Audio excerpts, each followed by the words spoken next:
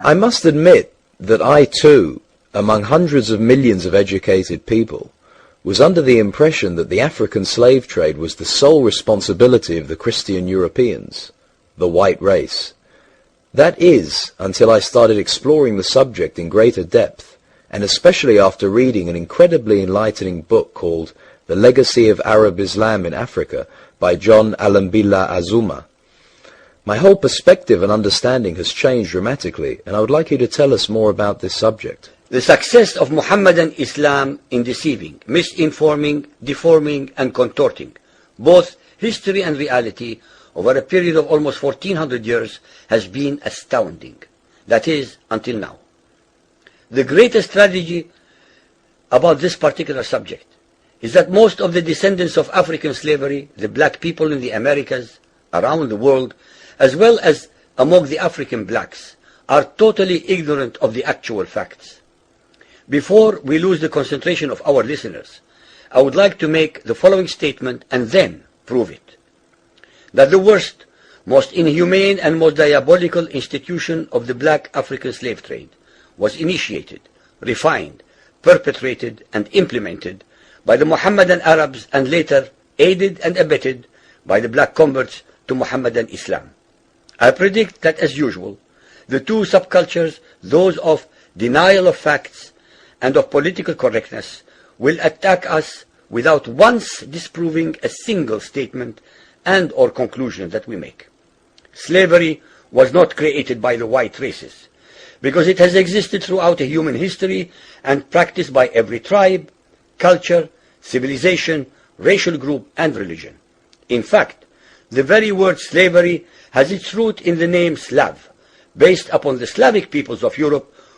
It is not common knowledge that the Arabic word abd is synonymous with the meaning of slave.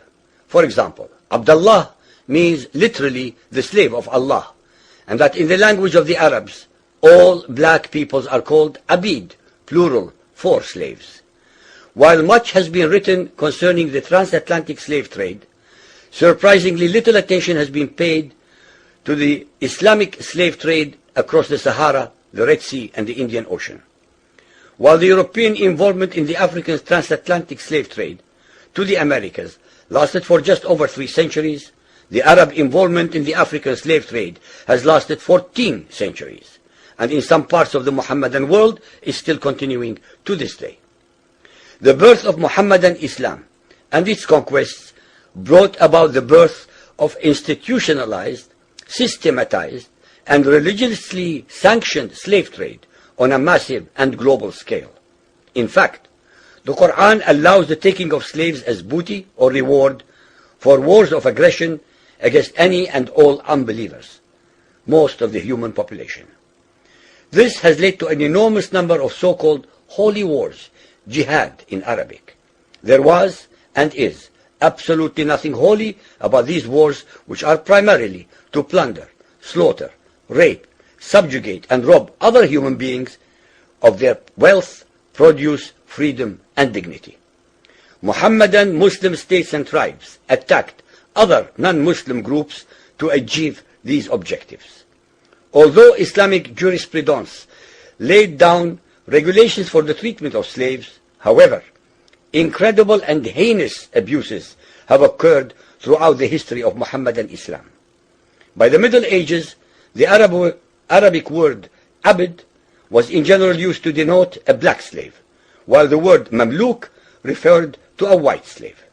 Ibn Khaldun, 1332 to 1406, the preeminent Islamic medieval historian and social thinker, wrote, "The Negro nations are, as a rule, submissive to slavery, because they have attributes that are quite similar to dumb animals." It should also be noted that black slaves were castrated based on the assumption that the blacks had an ungovernable sexual appetite.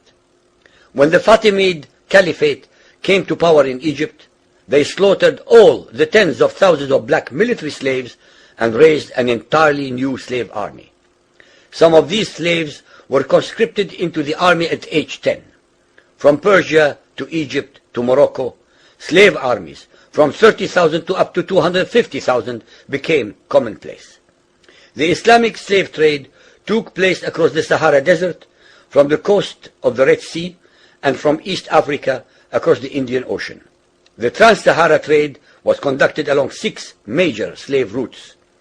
Just in the 19th century, for which we have more accurate records, 1.2 million slaves were brought across the Sahara into the Middle East, as well as a further 450,000 down the Red Sea and 442,000 from the East African coastal ports.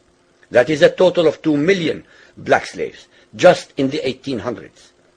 A comparison of the Islamic slave trade to the American slave trade reveals some extremely interesting contrasts. While 2 out of every 3 slaves shipped across the Atlantic were men, the proportions were reversed in the Islamic slave trade.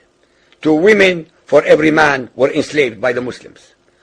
While almost all the slaves shipped across the Atlantic were for agricultural work, most of the slaves destined for the Muslim Middle East were for sexual exploitation as concubines, in harems, and for military service. While many children were born to the slaves in the Americas, the millions of their descendants are citizens in Brazil and the United States today. Very few descendants of the slaves that ended up in the Middle East survived. While most slaves who went to the Americas could marry and have families, most of the male slaves destined for the Middle East were castrated, and most of the children born to the women were killed at birth. What is obscene about this whole subject is the Mohammedan, Muslim, and Arab culture of denial regarding their complicity in the African slave trade, as well as the ignorance of black Muslims about the reality of their past and present conditions. The statistics and reports above are based upon the logbooks kept at the African slave ports, ship logs, travelers' reports, eyewitness accounts, etc. Ladies and gentlemen, the facts and reality of Mohammedan Islam's complicity in the slave trade and their inhuman depravity are infinitely more devastating, more staggering, and more incomprehensible than all the nightmare fictions in the world.